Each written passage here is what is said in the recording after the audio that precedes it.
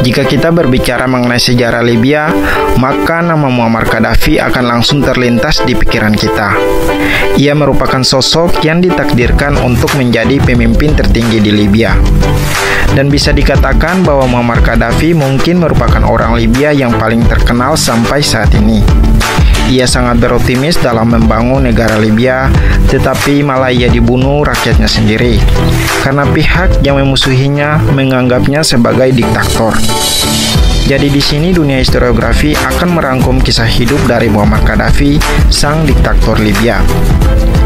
Jika ada informasi yang kurang lengkap dan tidak dituangkan dalam video ini, silakan teman-teman saling berbagi di kolom komentar. Tetapi sebelum lanjut, jangan lupa subscribe, like, dan komen. Stay tune ya.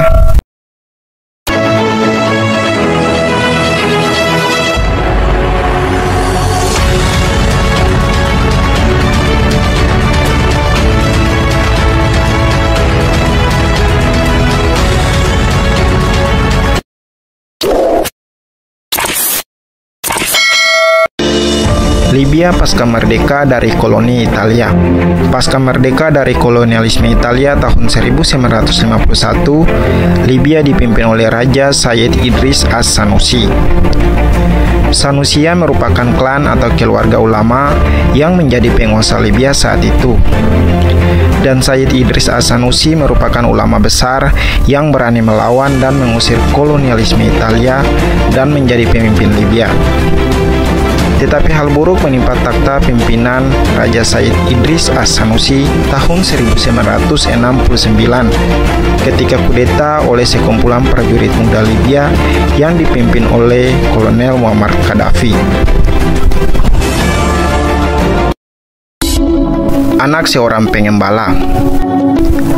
Muammar Abu Minyar al-Gaddafi atau lebih dikenal dengan nama Muammar Gaddafi lahir pada tanggal 7 Juni 1942 dari pasangan Muhammad Abdul Salim bin Hamed bin Muhammad atau lebih dikenal dengan sebutan Abu Minyar yang berprofesi sebagai seorang pengembala dan ibunya Aisyah. Aisyah merupakan seorang Yahudi yang memeluk agama Islam pada saat usia 9 tahun. Mereka berasal dari keluarga suku kecil Arab yaitu Kadafah yang hidup berpindah-pindah.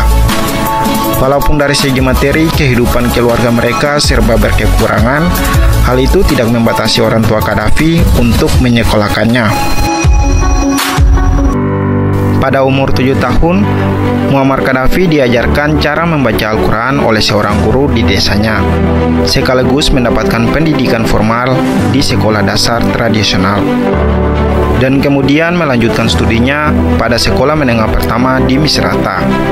Dan pada tahun 1956, ia melanjutkan sekolah menengah atas di kota Sebah. Setelah menyelesaikan pendidikan menengah atas, ia melanjutkan studinya di perguruan tinggi Universitas Libya. Namun di satu sisi, Muammar Gaddafi lebih tertarik pada dunia militer.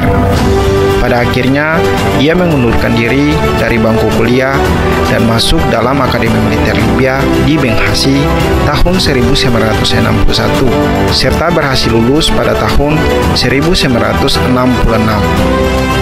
Atas kepiawaian dan kepribadiannya yang dinilai sangat mumpuni, akhirnya ia kemudian dipilih untuk mengikuti pelatihan militer lebih lanjut di Akademi Militer Sanders Inggris dan Hellenic Akademi Militer di Athena, Yunani. Strategi menggulingkan Raja Idris. Libya merupakan suatu negara yang menganut sistem monarki yang di bawah pemerintahan Raja Idris tahun 1951 pasca kemerdekaan dari kolonialisme Italia. Pada saat Gaddafi berusia 27 tahun, sosok yang masih muda tersebut berhasil melakukan kudeta tak berdarah bersama kedua aktor lainnya yang merupakan temannya saat mengenyam pendidikan di Sebah, Muhammad Al-Magharib dan Mustafa Karub. Kudeta tersebut dinamakan kudeta tak berdarah karena dilakukan secara tertutup dan terorganisir dengan bersih tanpa melibatkan banyak pasukan sehingga terhindar dari pertumpahan darah. Kelompok yang melakukan kudeta tersebut dinamakan kelompok Free Officer Movement. Kehidupan setelah kudeta. Setelah runtuhnya pemerintahan Raja Idris dan digantikan Muammar Gaddafi, kehidupan Gaddafi langsung berubah drastis. Ia menjadi orang paling kaya di Libya serta memiliki gaya unik dari kebanyakan pemimpin lainnya. Keunikannya dapat terlihat dari cara berpakaian yang selalu mengenakan setelan mewah dan dilengkapi sorban yang menutupi kepalanya. Pada tahun 1969, Muammar Gaddafi memperistri Safia Farkas yang merupakan seorang perawat yang pernah merawatnya saat ia sakit. Dalam pernikahannya itu, ia dikaruniai 7 orang anak, diantaranya 6 pria dan 1 wanita bernama Ayesha. Ayesha yang kemudian menjadi tim pengacara mantan Presiden Irak Saddam Hussein. Kekayaan keluarga Gaddafi mencapai lebih dari 500 triliun. Kekayaannya bersumber dari perusahaan minyak yang memonopoli ladang minyak di Libya dan tersebar di beberapa negara seperti di Inggris dan Italia. Keluarganya bahkan mendirikan sebuah perusahaan yang memproduksi penjualan minyak Eropa bernama Oil-in-Vis BV Group yang berpusat di Belanda. Bahkan perusahaan tersebut memiliki kilang minyak yang tersebar di beberapa negara seperti Jerman, Belanda, Monaco, dan Swiss. Dan perusahaan tersebut diibaratkan mesin pencetak uang bagi Muammar Gaddafi. Jadi tidak heran, ia hidup dalam bergelimangan harta, sedangkan mayoritas masyarakat Libya hidup dalam kemiskinan. Muammar Gaddafi terkenal dengan kegemarannya yang dikelilingi wanita-wanita cantik. Bahkan ia memiliki 40 pasukan pengawal pribadi yang bernama Garda Amazon. Dan keseluruhan pasukan tersebut merupakan gadis muda yang cantik. Tetapi bukan gadis muda sembarangan ya. Perekrutan Garda Amazon atau pengawal gadis dilakukan berdasarkan seleksi serta pelatihan dan ujian yang berat. Mereka dilatih bela diri serta menggunakan senjata. Revolusi Libya dan kematian Gaddafi. Libya di bawah pemerintahannya tumbuh menjadi negara maju dari segi ekonomi karena didukung dari sektor sumber daya alam seperti minyak bumi yang melimpah. Namun berbanding terbalik dari segi politik, kebijakan dalam dan luar negeri diatur dan bersumber pada satu kekuasaan, yakni oleh ia sendiri. Dan tidak terlepas dari kepentingannya, bukan kepentingan rakyatnya.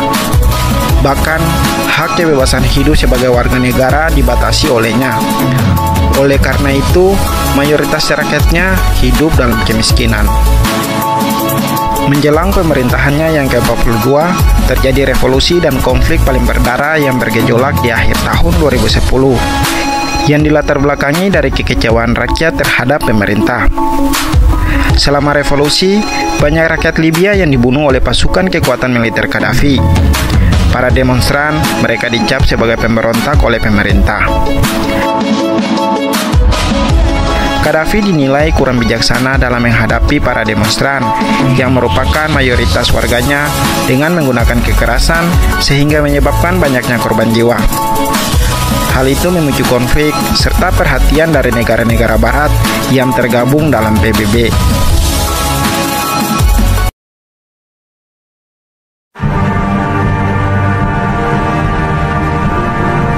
Berbagai upaya pun dilakukan oleh negara-negara luar untuk mendukung mundurnya Muammar Gaddafi. Eksistensinya semakin terancam. Tepat pada hari Minggu 20 Maret 2011, terjadi sebuah operasi yang dikenal dengan nama Operation Odyssey Dawn, yang dipimpin oleh Prancis dan Inggris. Misi dari operasi tersebut adalah melumpuhkan kekuatan Muammar Gaddafi dengan menjatuhkan 35 bom di bandar udara Libya di Tripoli, dan kemudian di pusat pertahanan Gaddafi sekaligus bersamaan dengan tempat tinggalnya. Tetapi hal tersebut tidak membuat Gaddafi mundur, malah perang semakin besar. Hari demi hari pasukan koalisi mampu menyudutkan pihak Muammar Gaddafi dan merebut kota-kota basis kekuasaan Gaddafi. Ia bahkan hidup berpindah-pindah dari kota satu ke kota lainnya. Keberadaan Muammar Gaddafi diketahui. Ia berada di kota Sirte yang merupakan tempat kelahirannya. Pertempuran pun berlangsung di kota Sirte selama 2 pekan.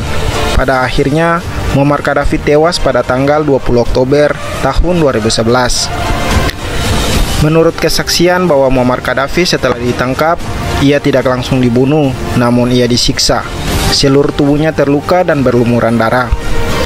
Akhirnya ia ditembak pada bagian dada. Setelah itu, tubuhnya dibawa ke Misrata dan dimasukkan dalam sebuah pendingin di pusat perbelanjaan dan menjadi pusat perhatian rakyat. Di kota tersebut, banyak yang menghujat serta menangisinya.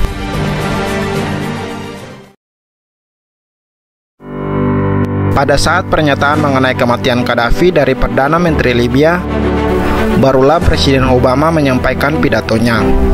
Menurut Presiden Obama, bahwa kematian dari Muammar Gaddafi merupakan akhir dari kekejaman dan penderitaan rakyat Libya. Ia bahkan berjanji akan membantu Libya melaksanakan pemilu mendatang secara adil dan terbuka, dan juga menjaga stabilitas Libya pasca kematian Gaddafi yang nantinya menimbulkan perang saudara. Itulah akhir kisah dari sang diktator Libya yang dirangkum oleh dunia historiografi. Terima kasih ya yang sudah menonton.